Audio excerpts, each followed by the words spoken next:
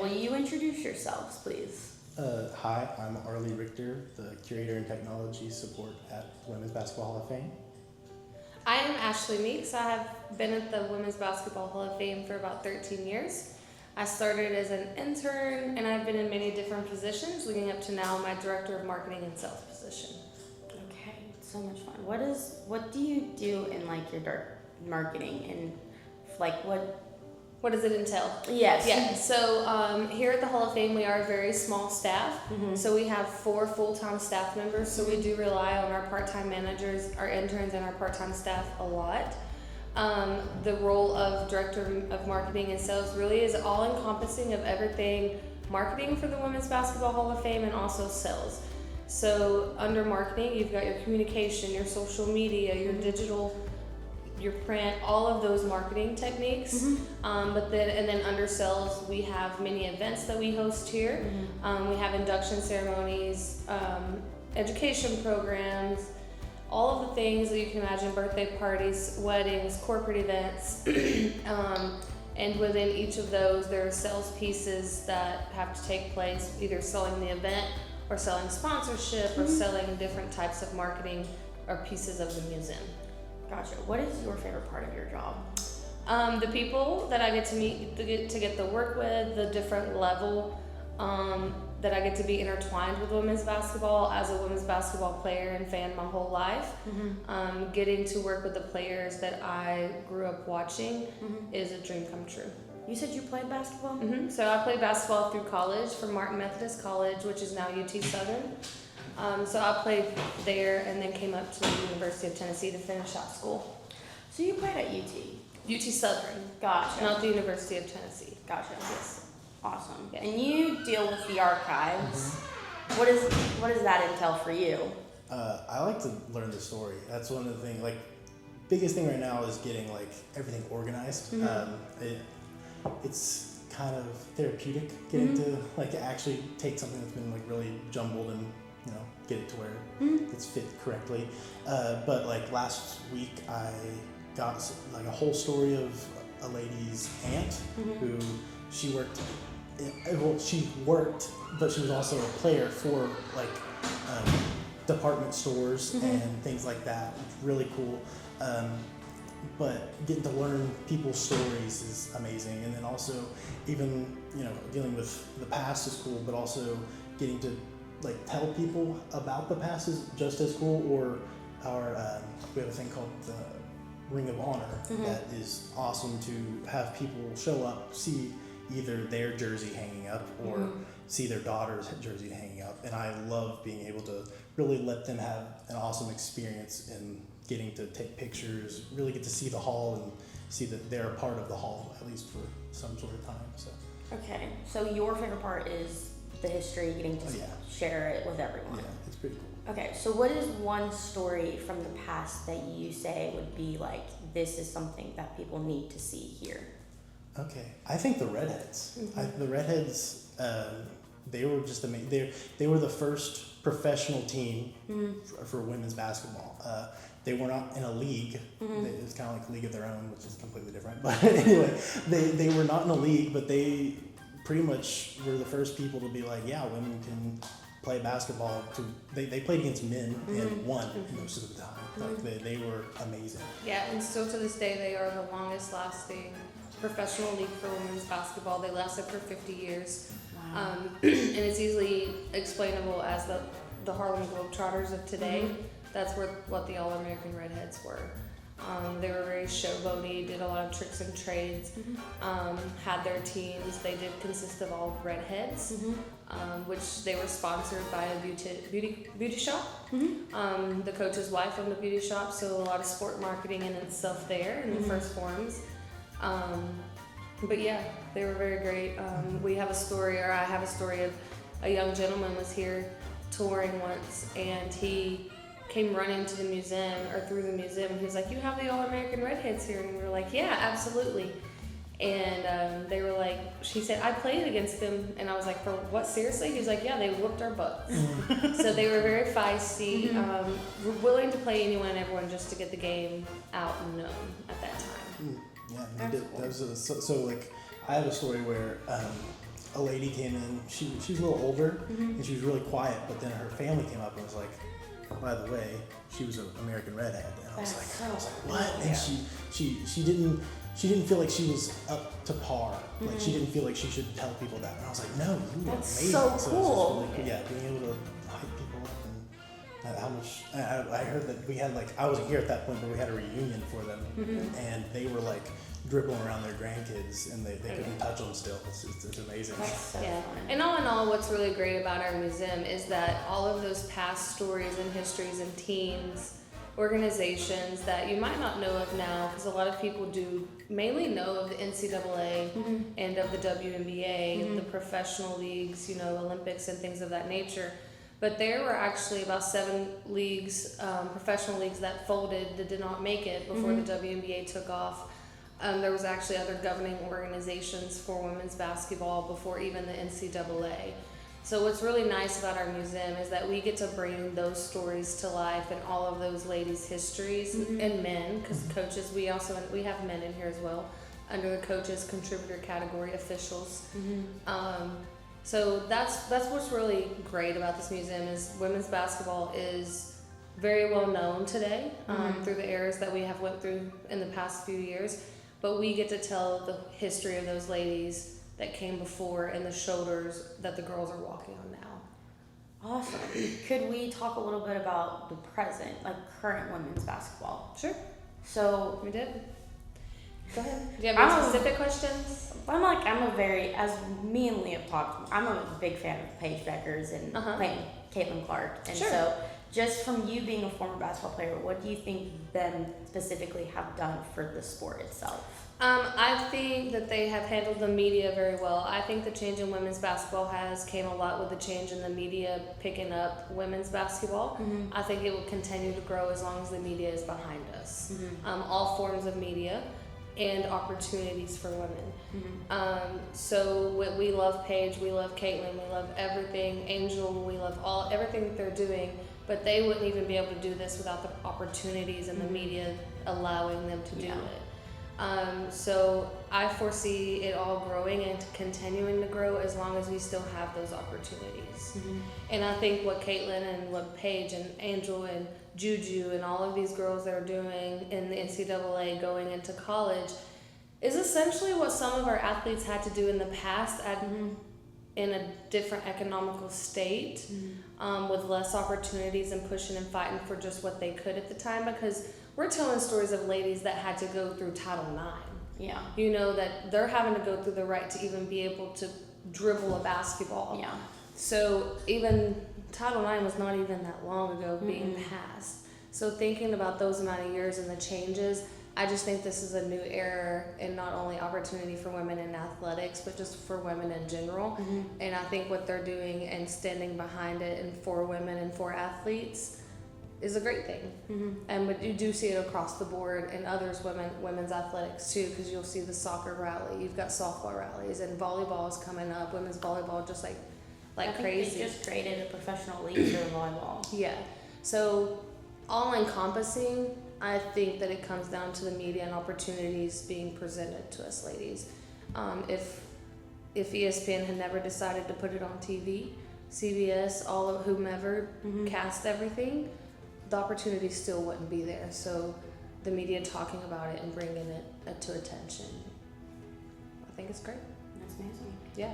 And even from a personal standpoint with the Women's Basketball Hall of Fame, through all the change in the media attention coming to women's basketball in the past 2 years, we have been able to get on ESPN with our induction ceremony. Nice. So having that broadcasted not only live, but streaming and being available on repeat to all of our clients and all of our big, broad and reach of audience is something that was changing for us as well, because you just don't have to be here to see it. You can see it at any time. Yeah. So just getting eyes on organizations, teams, players is what we need. And that goes back to the marketing aspect of it. Great. Do you have anything to add? You nailed it. Knocked it out the You park. did great, yeah. Thank you, Kathy Engelberg. I just listened to her speak and I was like, right. Okay, so I mentioned my favorite basketball players. Do you have any current female players right now in the NCAA? I've always very much been, I respect athletes. You have never in my years of living, I will not give that number. I've never booed an athlete. As an athlete, I know what it takes to be on the court and be in between the lines, not only physically but mentally. And that's very taxing to go through that emotional aspect. And I don't know that people understand the level of you just yelling at an athlete or booing them, what it can do to you mentally or emotionally. So I respect all athletes. Of course, I do have some that I have looked up to as my own personal athlete. Growing up as a youngster, Tamika Catchings, which was a UT Lady Ball, was my inspiration. One of my favorite players. I wore the 24 because of her and Kobe. So, fun story. She was actually here yesterday, and that jersey that I got whenever I was 11 years old finally got signed. Nice. Yeah. So the only jersey I've ever purchased in my life was hers. Well, my mom got it for me and took me to my first WNBA game. That's so But the only jersey I still own to this day, pretty much. So yeah, so very much just respect all athletes. I don't have any favorites current day. No, I truly respect what every single one of our athletes are doing and the change that they are making for our game. Gotcha. Yeah. Do you have any? She nailed it again. I I'm know. sorry, I was like, sportsmanship is like, that's my biggest thing. It's like, for me, as long as you make it to where the game is enjoyable for everyone, I don't see why you can't be one of the people that people are talking about. You know, that's my thought process. But yeah, I was also Tamika Catching. It's weird that stuff like that happens all the time. Where it's like all of a sudden someone shows up and you're like, oh, okay, yeah, hi, what's up? Yeah, there was the one time Tamika we have her tea, and she came in and she like gave us a whole like. She poured us drinks, like little samples of them, and it was such a weird thing. I'm like, this is such a weird day. Like To have you giving me your tea. Yeah, exactly. Yeah. But she's great. So yeah, she does have her teas. She started a tea shop and then started bottling it. So she's getting it out through distribution now in different places, and we are one of the only few that have it bottled here. That's so Selling for her, yeah. Okay, so we talked a little bit about the past, we talked a little bit about the present. Where do you see women's basketball going in the future? Yeah, I touched on it a little bit, but I can continue to see us, I can see us continuing to grow as long as the support is behind us. Mainly the media. I mean, it stinks to say it, but it really comes down to what people are saying about you, the level of attention they're putting out to you, how much you're getting on TV, how much in the news on Get Up or on this show or on that show, how much they bring it into just being talked about. Are we being talked about as much as the NFL or the NBA or MLB? Yeah. So the more people hear about it, the more they're going to learn and the more they're going to know. So I think we only continue to go greater and higher as long as our athletes keep doing what they're doing. And even the ones in the past, you'll see our WBL organization, which is the Women's Basketball League, comprising of a few of the organizations that are professional leagues that happened right before the WNBA took off. You see them out and about every month. They're somewhere else telling the stories, telling how women's basketball got started, and talking about today's players and what they can do to continue this history. So yeah, I think it's only going to get better. Here at the Hall of Fame, we're going to keep talking about not only the past. Our mission is to honor the past, to celebrate the present, and also promote the future. So within our youth and our community, all we want to do is talk about women's basketball, help those youth through leadership, through empowerment, guide them in either the direction of playing sport or something intertwined with sport, because there's many different things that if you can't go into professional athletics, that you can still do and still live out your dream in athletics in a sense, and for men and women. So I think it's about just us staying behind it and keep pushing, and it's going to keep getting better. Wow, that was great. That knocked it out the park again. I think you have to say that. That was like a slam dunk. We're gonna have some basketball references. Yeah. That's great. Wow. Do you have any just fun stories from being here? I mean, you got to meet.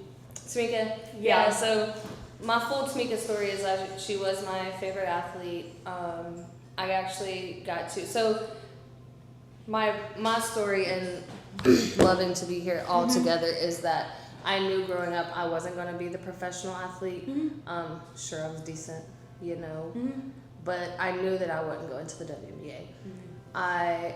Growing up and going through school and athletics a lot of the times, I feel that all you hear are like, you have to go to, or everyone wants to work in professional athletics, and that was my end goal too. I was like, that's what I want to do. I mean, that's what I want to do.